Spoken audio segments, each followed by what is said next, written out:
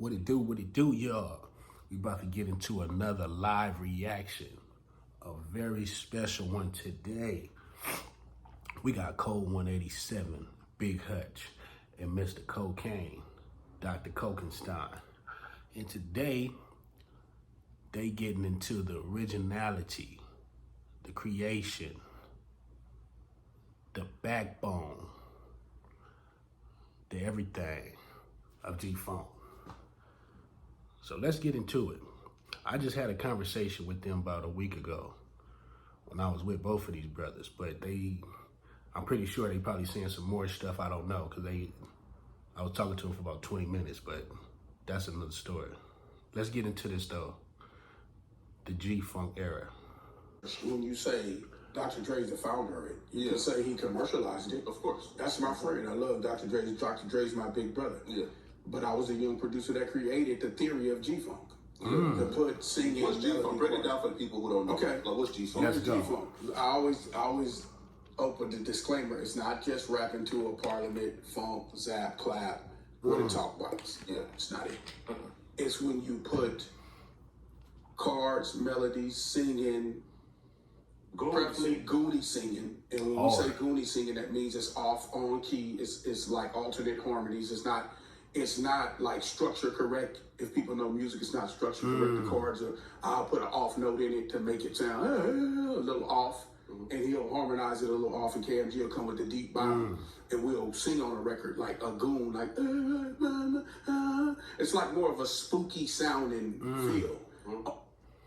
Okay, this makes sense because I always used to hear they shit back in the day, and it'd be just how he said, it'd be like it's kind of gory a little bit, but then it's like flyish, a little playerism in it, a little gangster in it, hard. And even they knew when they got one called the Boogeyman or something like that, that one got that whole element in it. And I was just with these brothers, like I said, about a week ago. We shot a music video, me and my homeboy Nike. Shout out to Nike with Kokane on the hook for a song we did. Y'all be on the lookout for that. And Hutch came through. He wasn't on the song, but Hutch was just in the video with us kicking it. And he was breaking it down we seen him. I've been doing Kokane about five plus years about G-Funk. But he didn't say all this. He getting a little more into detail right here. I didn't know that. So that's why it's good to listen to everything. Or like a hardcore beat. It could be a jazz melody, but when we put the singing and the chords and the dark chords over it, that's what makes it gangsta funk. It's called G-Funk. It has to have a dark element to it, Right, the core okay, of that it. makes sense. All of the pretty stuff is what you see when you saw like in the Chronic and you saw Mainstream. in the G-Funk era record. Okay, yeah. That's the more of the light part of it. That's the part that went commercial. The dark stuff is what it's the basses, the ill ass spooky keyboards and all that. That's G-Funk. Yeah. That's G-Funk. That's hard. Damn. Yeah, so like he said, for those who don't know, and even me myself, I didn't know Big Hutch was the founder of G-Funk. That's why it's important to watch these interviews, because Big Hutch and Kokane is the founders of G-Funk. Hutch birthed it, passed it to Kokane, and he added to it. So that's dope. So like a lot of people thought it was, even myself, thought it was Snoop Dogg. I thought Warren G was honestly the co-founder of it, because Warren G from back in the day used to G-Funk this, G-Funk that. And then Nate Dogg even named his double album G-Funk Volume 1 and 2, you feel me? And then Snoop and Dre, them like the main ones. But they was the commercial G-Funk. Kokane and Big Hutch from Ruthless Records back in the day is the founders. The core of it, that's the base, that's what I based it off of. And I remember we was doing Appetite for Destruction video for NWA, and I was playing, because we did Black Mafia Life and Niggas for Life at the same time.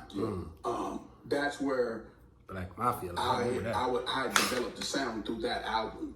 I played it for Dre because we would compare notes, and he's like, "Yeah, man," he said, "What you call that?" I said, "It's G-Funk." It's like, it's like, it's like, damn, that's kind of ill. That's just off on type shit. Yeah, I like that shit. Slowed the beat down. It's funky. Like, yeah, you gonna do all right with that G-Funk sound. And that was when kind of, because I did Living Like Hustlers when I was probably like 18 years old, 19 years old.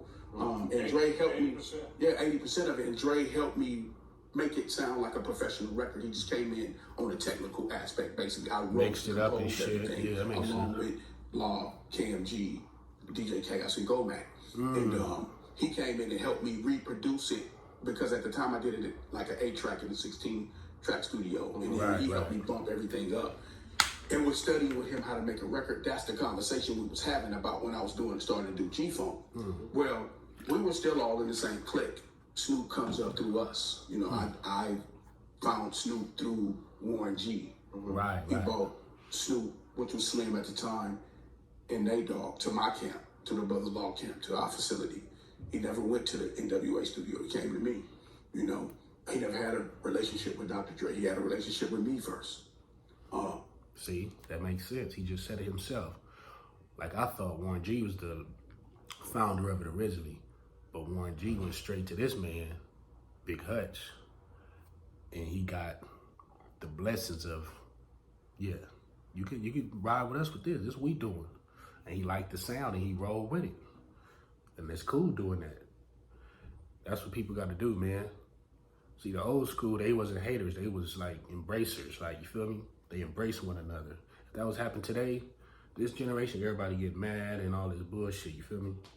When it's all music, we all doing it, let's have fun. When the cliques broke and me and him had this discussion about G-Funkin' and all that, he was like, he pulled up on me, said, "I'm about to sign the kid Snoop. I know you was working with him. You know what I'm saying? I just want to know if it's cool to work with him. You know what I'm saying? What you think about it?" I told him, respect. He's solid. Dude came up here and freestyle. He's off the Richter scale, homie. Do that. That's gonna make y'all different. That's gonna make y'all do something over there. I wanted to go with him to Death Row. I couldn't. Me and this dude was tight like this. We still tight like this. I don't want nobody to hate. It's no discrepancy. He never take that. It was his little homie. I just said that. He was influenced by it. The media got a hold to a beautiful sound. It went commercial. He got the credit, but I'm the one who started aided it. Exactly. That's it. And we're the ones that, like the architects, he used to build around. Above the law and cocaine. Yeah, above the law. Okay, that's it. We're going to leave it like that. You heard it right there. Above the law and cocaine. The architects of G-Funk, the new album out right now. Yeah. I'm about to go get me a copy of that myself. I'm going to mess around and go buy the CD. But yeah, like I was saying, shout out to Kokane. I was just with him and Big Hutch. Good brothers, man, good people. This is very informative because, like I was saying, a lot of people think it's Snoop Dogg, Dr. Dre, and Warren G that started G-Funk. But actually, it's Big Hutch and Kokane that started it once again, but they got it popular because when they got signed to Death Row, it blew up. When they was on Ruthless, it was known, but Ruthless was mainstream, but they were still kind of underground a little bit at the time. But they did have mainstream presence with Eazy-E and whatnot. But they just blew it up even more. So it make all sense. It make a lot of sense. So yeah, man, shout out to everybody. I love the G-Funk sound. I remember being a kid, just hearing that shit, hearing Warren G, hearing Kokane, hearing, people cars and shit. Driving, you see essays playing in their lowriders, you see black dudes playing in their lowriders, you see people playing in their trucks, you know what I'm saying? Even white boys. I done seen white boys bumping Nate Dogg, Snoop, all that, you feel me? So, yeah, most definitely. They need to do a collabo G-Funk album. Even though they dropping one, the architects of G-Funk with Kokane and Hutch, they need to do one with all of them. Warren G, Nate Dogg, rest in peace, but they could do Warren G, what's his name, Snoop, and Dre, Kokane, and Hutch. KMG rest in peace as well. But they can still do them 5. Even though they doing an album, they just did an album, do another one, like a revamped one with all of them. The creators and the ones that took it off. Ooh, that'll be hard. Cause I know this new album hard too, I gotta check it out. But yeah, man, that's my reaction. Let me know what y'all think. Like, did y'all already know this info? Is it new to y'all? What's your favorite G-Funk sound? Not sound, G-Funk sound. G-Funk song from Kokane and Big Hutch. Leave it in the comment section. What's your favorite G-Funk song from Kokane and Big Hutch? Even with Snoop Dogg, even with Dre, even with Warren G. You know, I used to love Warren G. Warren G was fucking real smooth, real player. You feel me? And he a good producer. Hutch a bomb-ass producer too, see? That's another thing. A lot of people didn't even know Hutch was doing a lot of them records back in the day, man.